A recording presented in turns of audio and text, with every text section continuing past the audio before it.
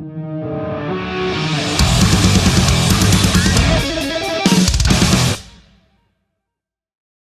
are here at Knotfest 2025 with a very special guest, Luke Severeid. Yeah, you said it right. Yeah, fantastic. I did. Luke, how'd this happen? Oh my God, the internet maybe, I don't know. A couple years ago, actually, basically 2 years ago, I started sharing like clips of jokes about metal music online, and unbeknownst to me, I mean, I kind of knew, I just didn't know what was going to happen. Like, metalheads share like crazy. Yeah. And if it's just a joke being like, hey, this is why I like this thing, this is why people don't necessarily react weirdly. Yep. When I go, hey, I like this song, and everyone's like, wow, we work together, I should call HR.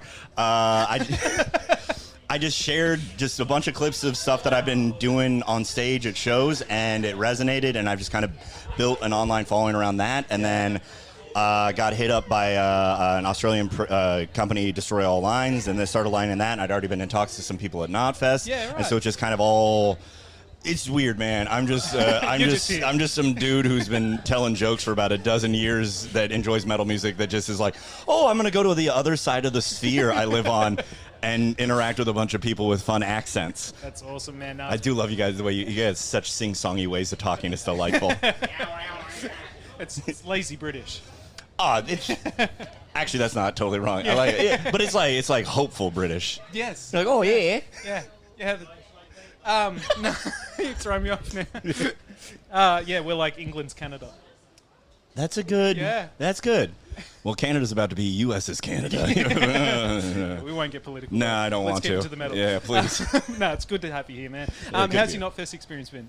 It's been great. Yeah? Yeah, it's been a little while since I've been to a festival, but like being able to be like tied to it, it's a whole like new experience. Yeah. I just kind of get to walk around and I get to hang out backstage and, you know, interact with a couple of musicians and, you know, like the tech people too, and just chill. It's been really, really cool, man. Yeah, that's awesome. It's delightful, and it's also, like I said, it's just a trip to be allowed, or, you know, have the opportunity to just travel so far just to tell jokes, but it's also tied to this thing. Yeah, that's sick. You had a show in Brisbane last night. Yeah.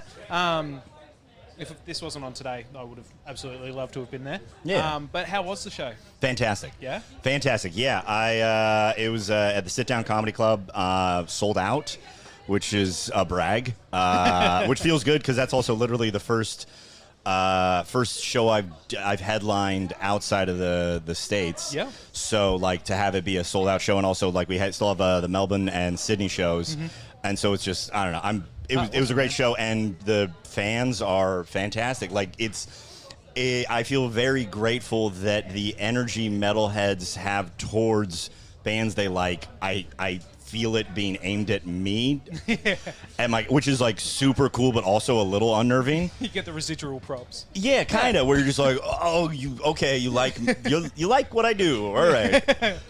Because it just sets like how can I ruin this? That's good, man. We obviously Aussies love a good joke, even if we're the butt of them. Have you picked up any material while you've been here that you're going to share when you get back to the States? Maybe, but that's also like I have to calibrate. Yeah. I have to. A lot of stand-up comedy, it's not like I had a thought, the joke's done. It's with music you can play the instrument by yourself and figure it out, but with comedy the audience is the instrument. And I've only done one show since I've been here, and I have 2 more next week, and I might be able to snag some spots here and there. Yep. So I don't know. Like, check back with me in like a month when I'm back to the States, and because it's also like a completely different audience. Yeah. And so much of stand-up comedy is you have to present the information. You have to calibrate to the audience. Yeah. So the jokes that I could do about Australian things in Australia wouldn't necessarily resonate in the States, or even regionally in Australia, because there might be some slight differentiations in things. So I don't know. I had a joke last night about being annoyed that I couldn't hold a koala because they have chlamydia. Yeah. And I was like, well, that's bullshit. I already have chlamydia, so like you can't give me more chlamydia. I don't. For the sake of the joke, I do. Oh, dear. Obviously, we're here at Knotfest, Slipknot's travelling circus of brutalness. What other bands are you currently jamming to?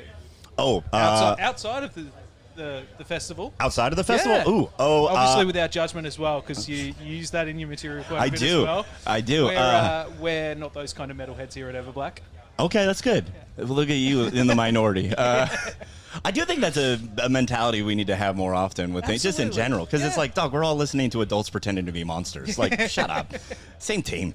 I will say, the people in the festival, Polaris, I've been enjoying them for a while. Yeah, right. Big fan. And then this last week or so, Killer Be Killed. Yeah, okay. The algorithm presented them to me, and I was just like, how did I not? It's so good when that happens. Yeah, but I should stop relying on the internet. But it is very funny to be like, oh, this album came out a decade ago, and I'm only finding it now. Yeah. Like, all right, that's really been scratching the itch this week for me. Yeah, nice. And what about you? What's been scratching the itch? For me, Electric Callboy just dropped a new track a few weeks ago, so I love those guys. Not as much metal as normal because I've had my boys, so we've been listening to a lot of kid-friendly sort of stuff. Yeah, you don't want to immediately blast out his eardrums. Don't want to scare him too much. Yeah, you got to ease them. They have to be a little bit... Grow into your monsters, kids. Yeah, don't start a baby off with blast beats. If you could choose one of the bands on this festival's bill to get on stage and do a little guest vocal work with, who would it be?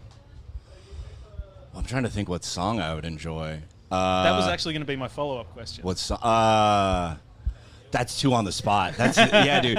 I don't have the encyclopedia. I've been a pothead for too long to be able to articulate those things. I mean, like I said, I enjoy Polaris. One of those songs would be fantastic, but I'm trying to think what like breakdown would work well. I mean, it would be fun to be on stage with Slaughter to Prevail so everyone could see how terrible of shape I am in comparison to Alex. That'd be fun. It's Slipknot. It's just everyone would want to be on stage with Slipknot. Yeah. Because there's so many options for things to do up there. Yeah, that's true. That is very true. So I do think, and because also like Slipknot is like kind of the genesis for a lot of, at least with this festival. Yeah. So I think it would be, and I mean probably like Sick would be. Yeah. Just a couple parts here and there. Yeah. That'd be fun. Just to be a monster man. Yeah, absolutely. Did you get any hecklers last night?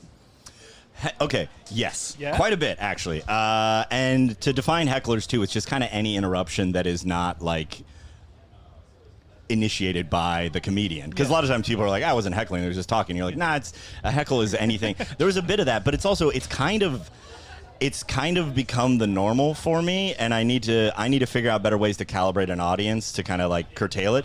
But it's because I mark it as, like, I'm the heavy metal comedian. And people have that energy in the same way that they're like, oh, I'm giving you the same like stokedness. They also have the same energy like you would at a show, where it's like, where it's like it's positive, but you're like, yeah, but I'm only talking. Like I can't.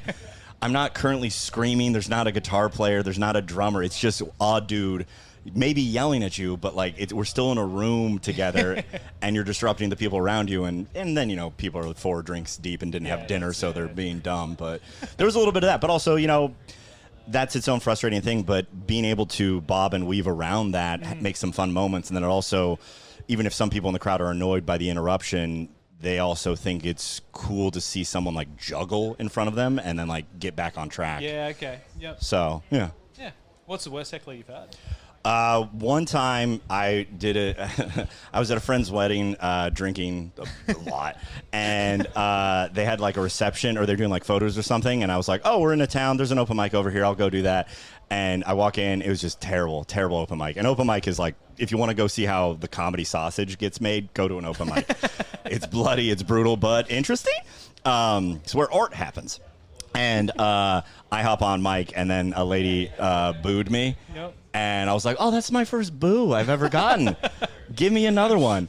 And she didn't. And I was like, come on, give me another one. Give me something to remember you by, because you're going to be dead in 5 years. Because she was very old, and I don't respect elderly people who are rude to me.